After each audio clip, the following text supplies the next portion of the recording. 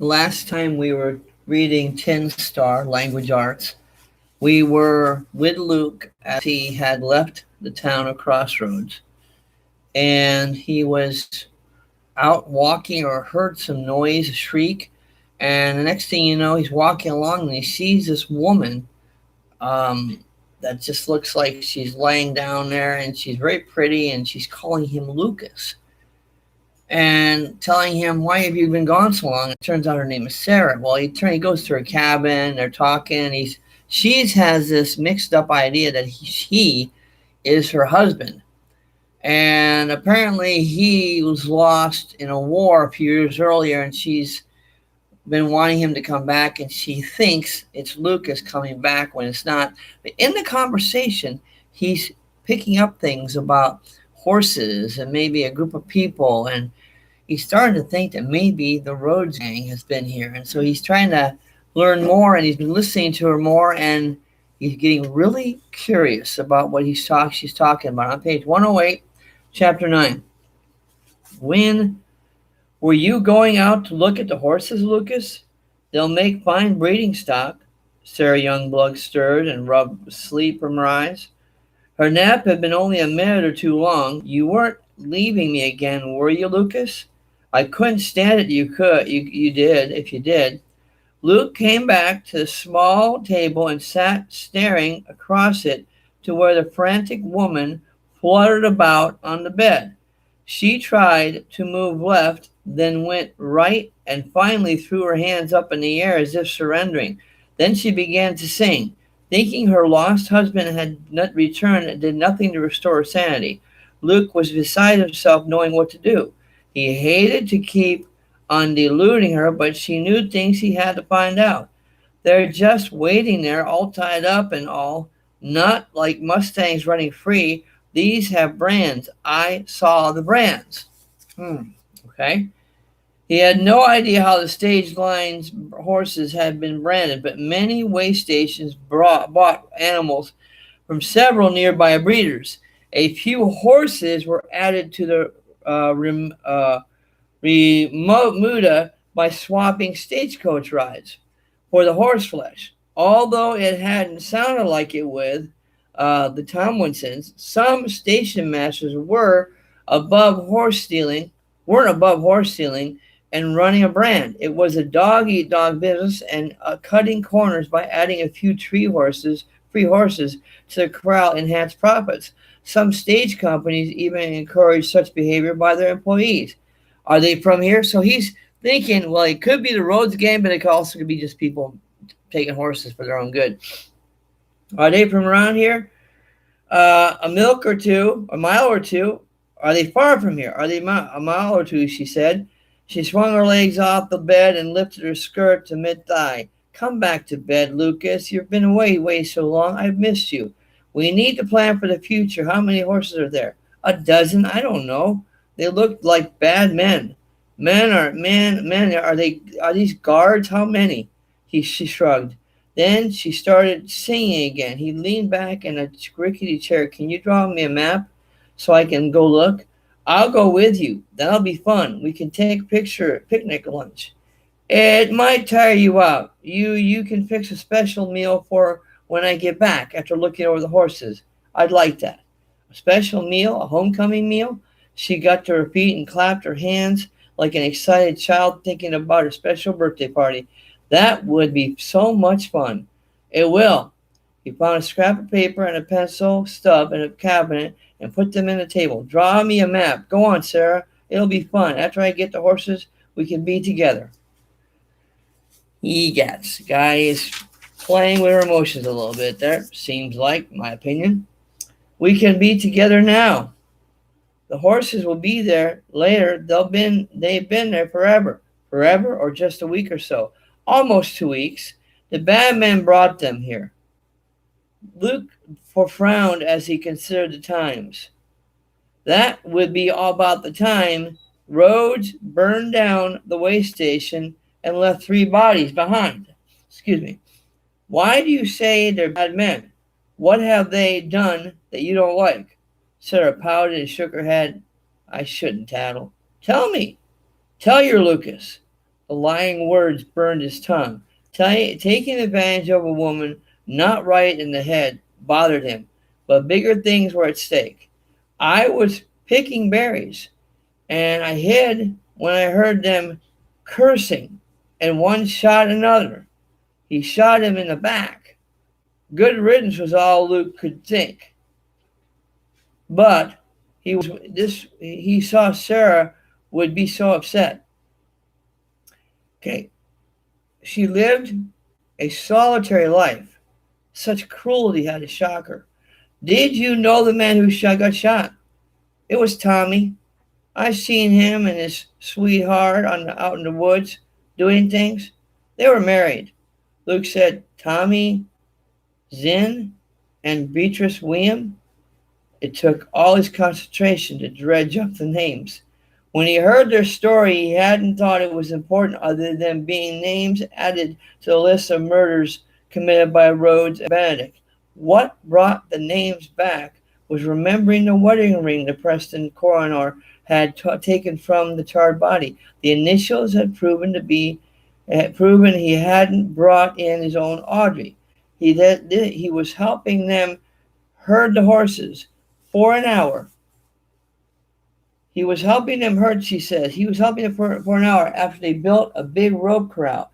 He curried and fed and tended the horses. Then when he was done, one of the terrible men drew his gun, walked over and shot Tommy in the back of the head. Ooh. The outlaws had forced Tommy to help them steal the horses and herd them to the hiding spot. Had the boy even though his wife was already dead back at the way station, Beatrice and the couple he'd worked for, Luke hoped. I'm sorry, let me read this again. The outlaws had forced Tommy to help them steal the horses and herd them to the hiding spot. Had the boy even known his wife was already dead back at the way station, Beatrice and the couple he worked for, Luke hoped the boy died hopeful and believing he was being set free. Knowing how underhanded the outlaws were, they weren't above promising him nothing would happen to his loved ones if he cooperated. In other words, he's helping them thinking that he'll see his wife again. He's thinking he's going to see his wife again. That's Tommy. Unfortunately, they probably already killed her. I watched for a long time. I don't know why. It wasn't like Tommy was coming back to life. He just lay there drawing flies until a little boy came. He chewed them out and made them bury Tommy. Little boy? Luke's wondering who the little boy is. He was short. The girl's saying, this is Sarah talking. He was short and had a face like an angel. Even when he was shouting at them, he looked like a cherub. This angel carried a 6-gun, a big one. He ordered the others around, and then he and an ugly brute of a man left. I don't know where they went. They were too far away for me to hear what they said. Raleigh, Rhodes, and Crazy Water Benedict, cherubic and brutish, described each of them well enough that they were seen from a distance. Here, Sarah, draw me a map. This is where we are now. That's just fun, she said, taking the pencil and licking the tip. She bent over. She chewed her tongue as she worked, explaining every landmark to Luke as she drew. So she's drawing this map for him so he can eventually go see it. He lacked the skills of a real woodsman, but he had learned enough to keep a sense of direction, even in a dense woods like these. He plowed through the bushes. Did I just turn the page? I do that a lot. Okay, I skipped the page again. Landmarks, look as he do. Okay. I skipped the page, actually. Okay. This is a stream, and the clearing in the woods where they have the horses is here. She made a careful X on a paper scrap. That's only a couple miles away. He turned the paper around and around to be sure he had all the important landmarks memorized. His camp was a half mile in the opposite direction. Fetching his horse gave him added speed and mobility, but he was anxious to see if everything Sarah told him was right. Trusting her to report faithfully was a big stretch. What she'd seen could be explained in a lot of other more legal ways. There were ranches all around. Cowboys sent out from one of these ranches to find strays explained everything. So even though she said she saw this stuff, there could be a very practical explanation. In other words, there could be other ranches out here and they sent somebody, a cowboy, out to get a horse. That's what she could have actually seen. But he's going by what she's telling her. She's telling him everything except seeing Tommy Zane gunned down. That's right. The other part, the part about him being gunned down, just obviously didn't fit the everyday narrative. Except seeing Tommy Zane gunned down, she knew the boy hadn't said anyone who looked. Pardon me. She knew the boy and hadn't said someone who looked like Tommy Zane. Cowboys working around off horses, had no reason to shoot anyone in the back. Even more damning, the description of the angelic man matched too well with Rhodes. You get to fixing that fancy meal for you get to fixing that fancy meal for us, Sarah. I'll see to the horses. Getting ready to leave. There are futures, my darling Lucas. We'll be rich, and those hoity-toity women at Crossroads won't lord it over me anymore. I'll be able to buy and sell the lot of them, all because you came back to me. She lunged over the table and threw her spindly arms around his neck. She hugged so hard he lost his balance. If he hadn't wormed his way free of the embrace, would have bulldogged him down. I won't be long, he told her, wondering if that was a lie. If he found and freed his wife, Audrey's safety came first. If there had to be more tracking going after Benedict, life got more complicated.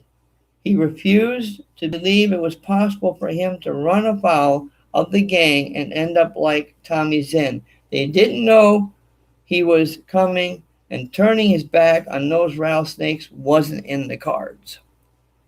He'd deal with them. And if he couldn't, Crossroads was nearby. The marshal hunted for the Crossroads gang. Recruiting a posse took less time than Luke snapping his fingers if the reward offered was big enough. If Marshal Wilkes couldn't put up the money, Luke had enough left to make the fight worthwhile for even the most craven hanger-on at a saloon. It's been so long, Lucas. Tears streamed down Sarah's cheeks. Don't make it much longer. He smiled weakly. Then his resolve hardened. He felt sorry for Sarah Youngblood, but she was secondary to his real job of bringing the outlaws to justice. He stepped out of the cabin and studied the stars. It was an hour before sunrise. The map Sarah had drawn showed the horses to be a couple miles off. If he hurried on foot, he'd reach the encampment just before dawn. That was the perfect time for scouting the situation. If he had to move then, twilight gave him cover for an attack.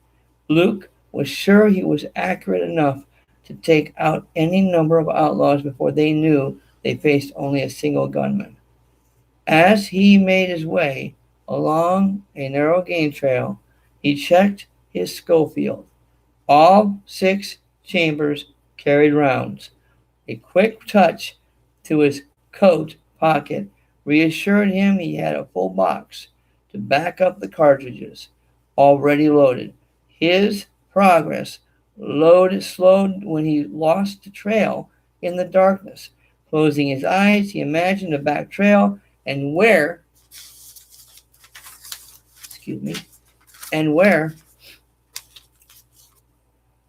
it headed. He lacked the skills of a real woodsman, but he had learned enough to keep a sense of direction. even in dense wood like these. He plowed through bushes, then slowed when he found the trail, or another one running in the right direction. Cocking his head to one side, he listened hard. The stream burbled along not too far away. Doubly sure of his directions now, he picked up the pace. By the time he stepped out into a clearing, false dawn lit the trees. The smell of horses and the sound of two men arguing stopped him dead in his tracks. He backed up to take cover in the thick brush beside the game trail. Straining, he listened to the argument over whose turn it was to broil coffee. After a full minute of swapping invectives, one man agreed to get the water and prepare the morning brew. Luke took this as his opportunity to approach the camp. He thought there were only two men, and if one wandered down to the stream to get water, this gave better odds. Well, as you can see, this is page 114. We'll have to continue this, but meeting that woman, Sarah, takes him one step closer to possibly finding the Rhodes Gang. Now, we don't know what's going to happen next, but one thing we do know is Luke is driven. Always remember, two things driving him: finding his wife and capturing the gang. However, as you probably could agree, his wife is the big obsession. Even though he likes to capture the Rhodes Gang, he's got to find out where his wife is first. If he can bring the Rhodes Gang in, great. But at the same time, this poor Sarah girl, who apparently lost her husband at war and convinced herself he would come back. And now, we don't know if it's just emotional delusion or she just never gave up. We don't even know if they look alike. Maybe he looks a little like the guy. Who knows? But you can't help the fact that this girl is hurting. And Luke is feeling a little bit guilty about taking advantage of her. But as he suggests, finding his wife is number one priority. So we'll have to wait till next time to see what happens next. Thanks for watching.